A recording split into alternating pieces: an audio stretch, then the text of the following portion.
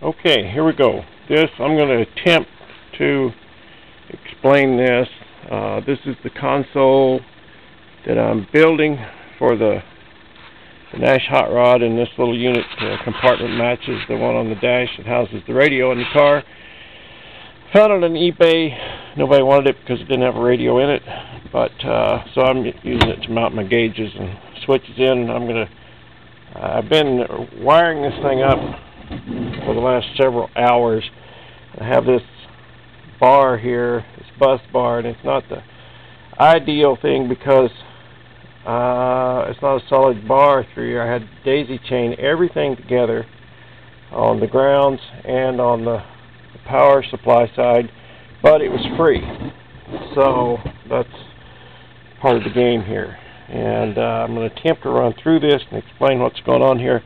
I have to kind of think it through, and I've been sitting for hours wiring all this up, so I'm a little rummy right now, but anyway, I'll make a stab at it. Here is the main power supply. Oh, by the way, when I wired this or hooked this up to power the first time, everything worked with the exception of one little light, and the problem there was it failed to attach one ground wire on the light. So with this main power supply switch, on comes the ignition.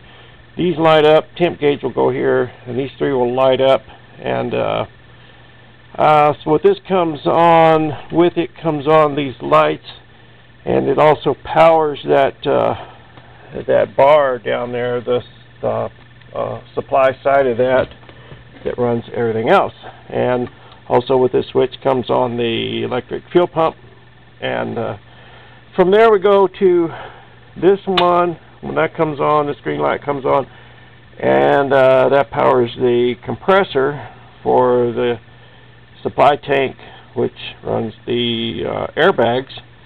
And this little gauge here will be attached to that, and when this reaches 100 pounds, I have a pressure switch that's going to go on the tank, so that'll shut off. But at any rate, this little indicator light tells you when the compressor's on.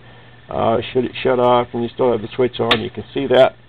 On this side is this little indicator light will tell when the fog lights are on. I mounted that there because this was originally where the fog lights would have been on the car, so that's what they're going to run. Over on this side we have a two-way switch, and this is high and low on it. So on the high side, when that's on, that's going to power one of these little solenoids, which will supply air to the airbags and air to the airbags. That only takes 30 pounds to fill them up and raise the car up to the ride height. And then on the other side of that, on the downside of that, it'll be attached to another solenoid valve, which will release the air from the airbags and lower the car down.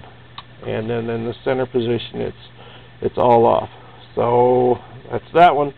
Over on this side is when this one's on, and I didn't install this light yet because there's a little red light that comes with my electric cutouts, and this is also a two-way switch, so on the upside of that, this light will come on. That means your cutouts are open, and that'll run exhaust through the leg pipes. When it's in the center position, it's off, or you can stop it halfway through. It's a butterfly valve, and you can tune the exhaust so it's open a little bit or a lot, however you want it to sound. And then on the downside of that switch will close. That's closing the electric cutouts. The center position is off. In this hole right here is where the cigarette lighter once lived, and in that is going to go a section of this choke cable with this plunger on it.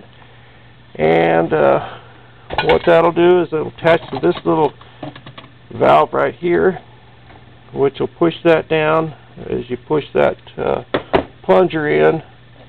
And or I may make it so you pull it out, either way, but I'm going to build a bracket to hold that underneath there, and that's going to supply air to this big bad boy right here, which is just a monster semi truck horn. But I figure I got air on board, so I may as well have air. And that's my new console for the Nash hot rod.